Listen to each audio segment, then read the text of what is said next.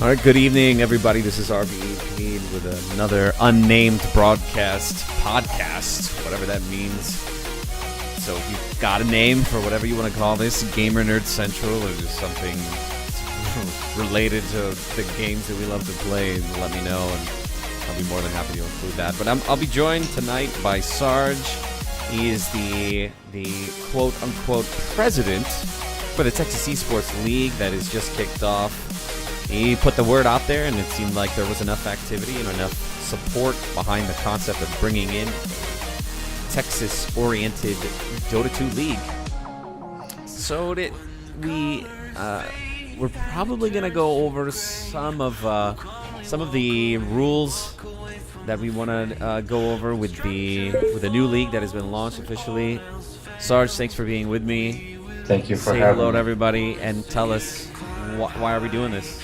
Well, as we've said in other podcasts, if anybody's watched it, this is I'm a fan first, and kind of treat this is a league for fans, run by fans, and I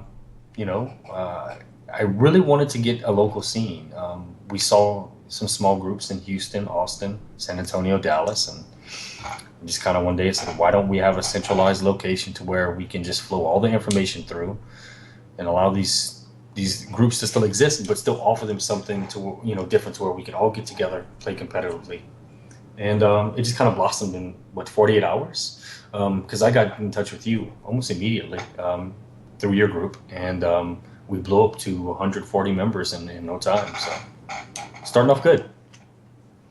Yeah, you're right about how quickly the attention grew with folks who saw the concept of kind of Texas kind of collecting the population that was already gaming. Didn't matter what game that anybody played, but it seemed like Dota 2 had a pretty big following of people.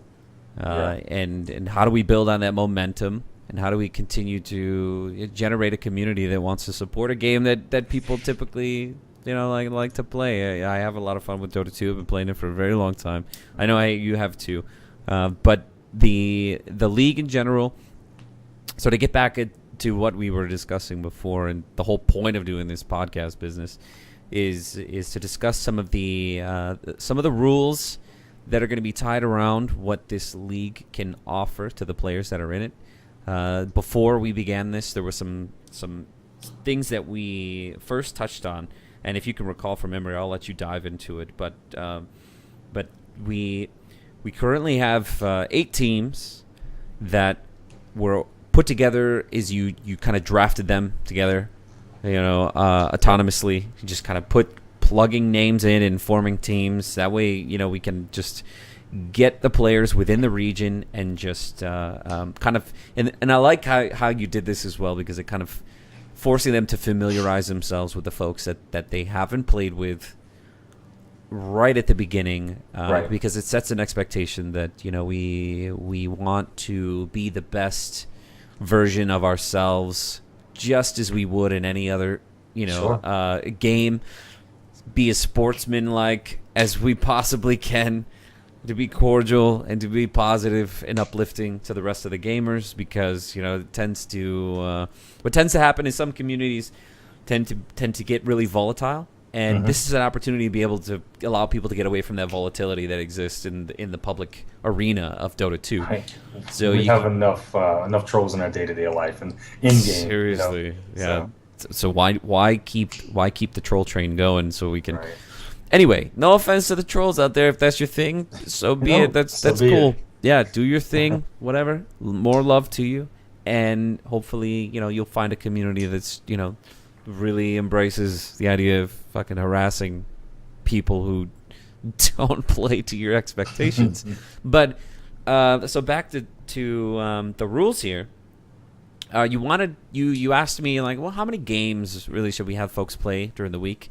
Right. And we thought just starting it off. I have made this suggestion based on what Austin Dota2 League is doing, and they're having 1 match per week. And you seem like that was a good thing to start with, but at least allowing every team to be able to play all the other teams that exist currently. Right. So that would if there's a total of 8 teams, then they need to have at least 7 weeks in order to play all the teams that are in there. Correct. A best of 2 Yeah. between all the players. So each team would have just 2 games to play. That way it saves on time. A lot of the folks in here have family and they've got commitments to make. Right. Again, a lot of these rules are being kind of pulled from the Austin Dota2 League. Yeah. Did you have anything? Yeah, you have anything you want to add to that? I want to emphasize on that rule because there's going to be some members who say, "Well, why not more games?" So you hit a good note. There's people out there with real jobs, and real families and other things outside the world of Dota. And I wanted to make a clear point: the people who don't already know you and what you do this for other organizations. So the fact that you're going to be doing 2 games a week for us, that's kind of like the limit right now because I don't want to overburden you. With the generosity of covering these games. So when people, come to ask me that, just keep in mind that, Pete and I are given a lot of our free time to do this. So we hear you. We really, really do. And I'd love to have more games. But for now, like I said, season 1 is a fun season. We're all learning. I'm brand new to this. I'm by no means a great organizer yet, or maybe never will be. But we just kind of want to feel everything out and see how it goes. And then the future seasons are going to grow from here. So to answer anybody's questions, yes, right now you're going to play 2 games a week. 1 match is going to be 2 games, and at the end of the season, we'll reevaluate and go from there. So that's what we agreed upon when it came to the scheduling. Right. Well said. There's a lot of the folks that are going to come in this. They're going to run into issues. They're going to run into problems, things that we can't necessarily cover in this short podcast because we really don't want to take too much time, and we want people to kind of keep their attention span on what it is that we're doing.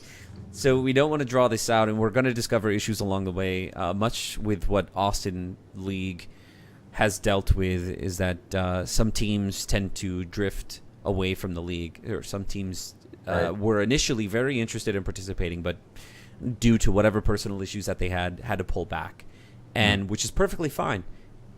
So what has happened is that you've got a team that is 1 point versus another team that has kind of disappeared. And, what do? We keep the points that they've accumulated with them? Well, the question was they keep the points or do they lose the points? And then they just have to schedule an extra game versus the existing teams that are there. So the purpose of doing that is so people don't lose points from when a team disappears and they're able to get their points back. But I didn't like the fact that they had to commit to playing these extra matches when they'd already gone through and played the matches. So what I had felt, and to avoid, I don't think teams are going to abuse this. It'd be really, really strange to see a team play, intentionally lose, and then disappear. That doesn't seem like something Dota would be, that Dota would have to deal with. So just let them keep their stinking points, and then just find a new team to replace that team, or just leave that team out and continue the scheduling, and somebody gets a bye for a particular week. If they don't have to play anybody that week, they get 1 point, and it's a bye week for them. And everybody's going to get it across the board because everybody's going to have a bye week. So it's not like it's going to be unfair, and we can't hear any whining from anybody saying, well, why do they get a point? You're going to get yours too. And we're going to move on. It's going to be simple as that. And, it may change. It may be no points awarded if you get a bye, or it may be 2 points awarded if you get a bye. We got to play this out one season at a time. Let the trouble, we want to find issues with it. Right. We're looking forward to finding problems with it. So don't be afraid to come up and say, approach, Sarge or myself and say, hey, we noticed something, but just try your best. And I know the Austin League has a problem with this. You get a couple of hotheads who start, flaming publicly within social media. And then I have to step in and, try to be a mediator and be like, hey, guys, let's call timeout. Let's look at it for what it is, for face value, and see how we can come to a conclusion with it and, be the mediator that I feel like I was born to be. But as much as I enjoy doing that, it tends to be, it looks very didactic. It makes it look like I'm a guy who's trying to teach people how to behave, and I don't want to be. I don't want to be that guy. I don't want to be that guy who's perceived like, oh, there goes Pete again, being fucking, being good old, being Big Daddy coming in and trying to solve everybody's problems. Like, no, I genuinely enjoy what Dota 2 can bring. I genuinely enjoy the communities that are surrounded by it. And it's not a burden to me to go in and try to help people find a common ground. Yeah. And that's why I think this is really important for the development of, building communities, is just laying things out in the open. It's just like, hey guys, this is what I have to offer. No more, no less. And if it interests you, feel free to approach me on that, and I'll be more than happy to help out. So anyway, back to... And I want to touch on that real quick, because please go ahead. You brought some good points, and I'm in the same boat as you. And I think I've been really cautious about it, because I don't want to go in there and be like, oh, this is my kingdom. You have to do what I say, because yes, I created the group. Yes, I reached out, but I did it because I want a community. And a community is exactly that. It's all these people. So yes, if there is any problems and you can't do it on the in the group, by all means, look, to anybody who doesn't know me out there, I was in the Marine Corps for 8 years. You cannot hurt my feelings. We can talk about it, and because we want to make it great, man. I mean, that's the whole thing. So we don't want to seem like me and Pete are just iron fist and we're going to play Nazis and it's our way or the highway. If you have a suggestion and we evaluate it and it's better for the whole community, you damn well believe we're going to implement it. So just reach out to us. Yeah, absolutely.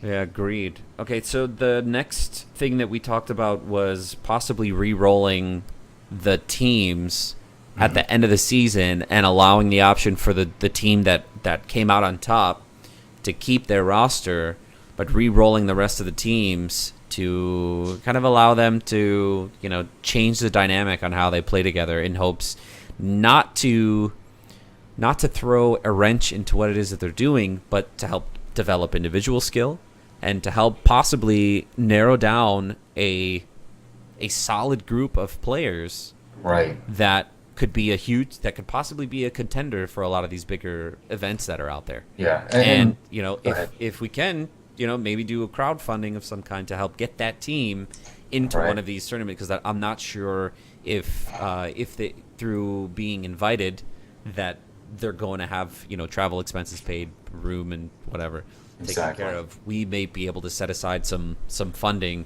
to be able to get that team out there to participate and represent Texas as a whole. Right. So there's a lot of really good things that could come from this. There's that option which we both we like, but of course I think we'll put it to a vote for everybody. If you guys like that idea, once season 2 comes around, because we're not going to worry about it too much right now, but when it comes around, we'll say, hey, how do you like this idea? Do you want to re-roll, or do you guys just want to seek out your own teams? Right. With the understanding is we still have to fill out a roster. So if we want to go forth with 6 or 8 teams, we have to be able to field them. So yes, you can play with your friends, and by all means, if you're a great team, you're a great team. But we just want to make sure that we keep this fun, because down the road, yes, that is kind of the goal, is to have an elite group of teams, or one single team from all the cities even, that can represent Texas, wearing our badge, saying, hey, we're part of Texas eSports and we're here for this tournament. Right. That's a really big goal for all of us. So, right. Yeah. Or Trolls says a comment here in chat that he thinks that you should keep it randomized. Okay. Keep it randomized every season. Or you can do it. There's a possibility of keeping those top 5-6 players for that top team, and then they become the captains for the next teams. That's a possibility as well. What we could even do? Maybe we can say we have 8 teams, and next season we're going to go down to 6 teams just to get a better group of people. Okay, and just hypothetically, and all 6 people from the winning team is your own captain, and you can field. So that's just other options. Of course, like I said, it's all going to depend on your votes. So think about it, and then when it's time to come, see what really is going to be best for you and the league.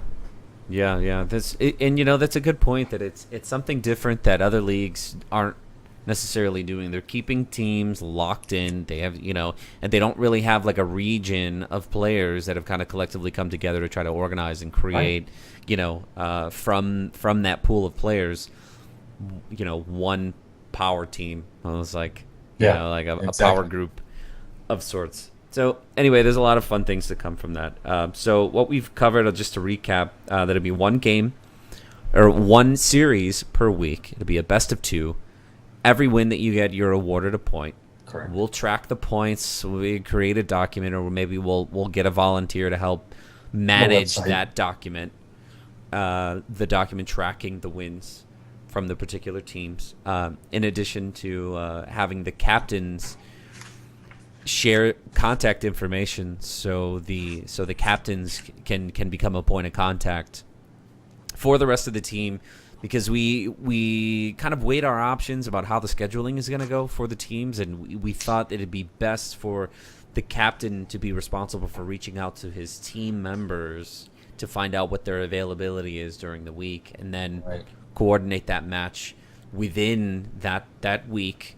Between the captains, you guys decide when you're going to play that match during the week.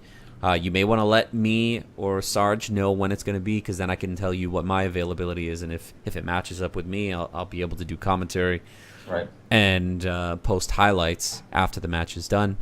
There is an option where if anyone who uses Dropbox might be able to give me the raw video footage from downloading your game after it's done. You download your game, grab the file, drop it into the Dropbox, you get it to me, and I'll be able to post highlights from all the matches, not just the ones that I do commentary for.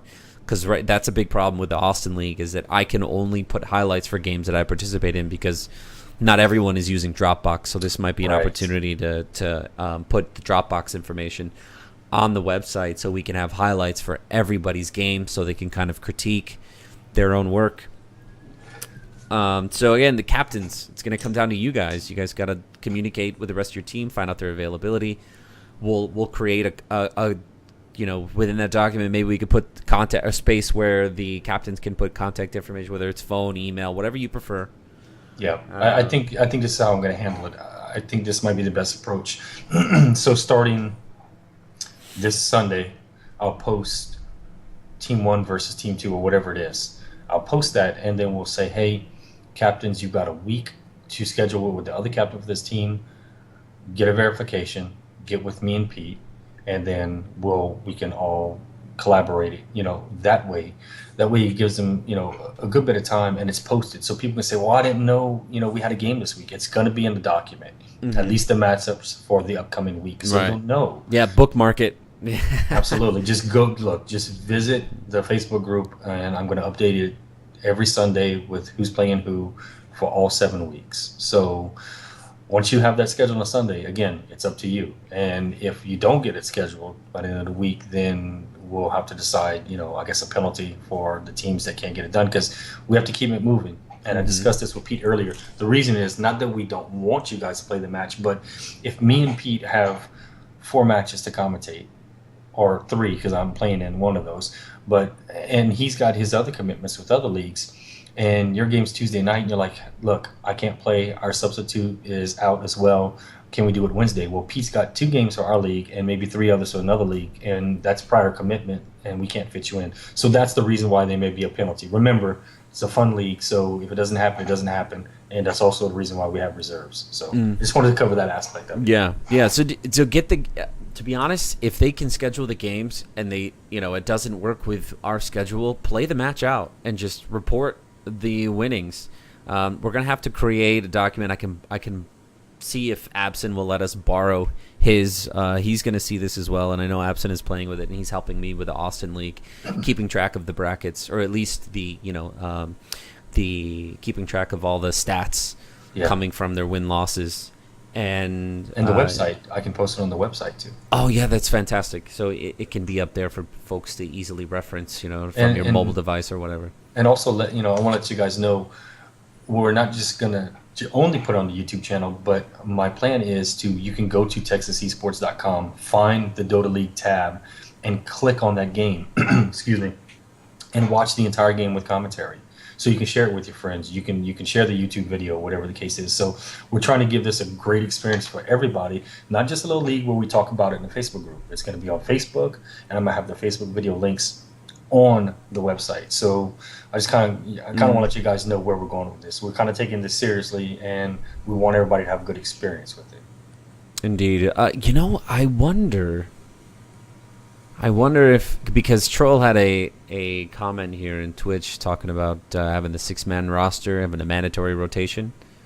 So at least every week, at least one person kind of rotates in and out. Yeah, I like it. so it's kind of fair game time. Absolutely. That's not a bad idea. Actually, we should just put it into effect. I like the troll, and it's fair because we want to keep it fun. I think, yeah, but Yeah. we should let the captains manage it themselves. I Right. don't want to have that burden for all 8 teams. Right. You decide it, and then whoever the 5 is going to be, have them play. Right. Simple as that. And then there's another thing that we can do with this. I don't know how easy it will be, because it would require a bit of integrity here.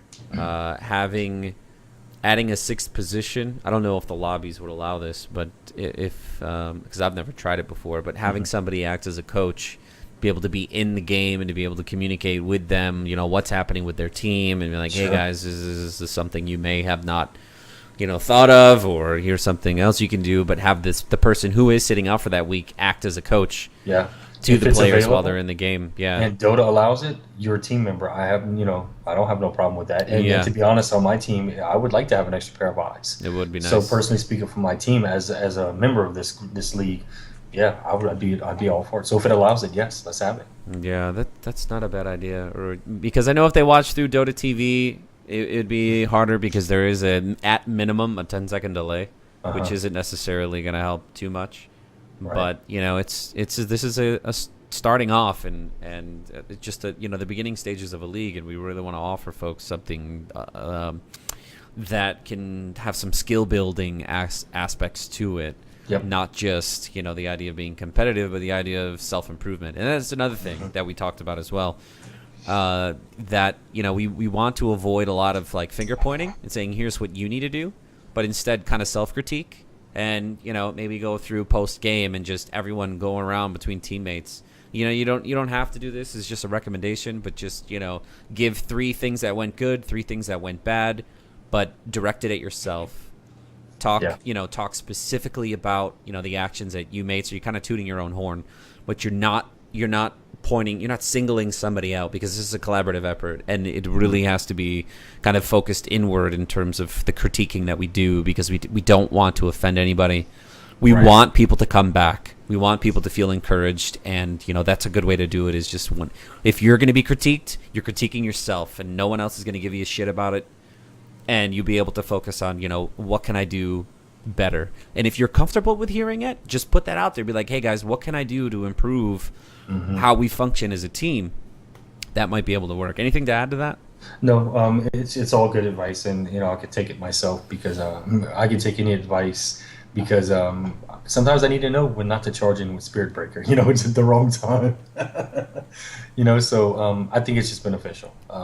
We just really want to sculpt and mold this great community. That we don't want trolls here, and don't get me wrong, I like to troll myself too sometimes in game, but those pesky Peruvians. We want people to enjoy this, and look, for the guys who are really serious, the cream's gonna rise to the top, and we're gonna notice, and you're gonna notice, and eventually we're gonna have I don't want to use the word professional, but we're gonna have a high tier team of you guys, whoever you guys are gonna be.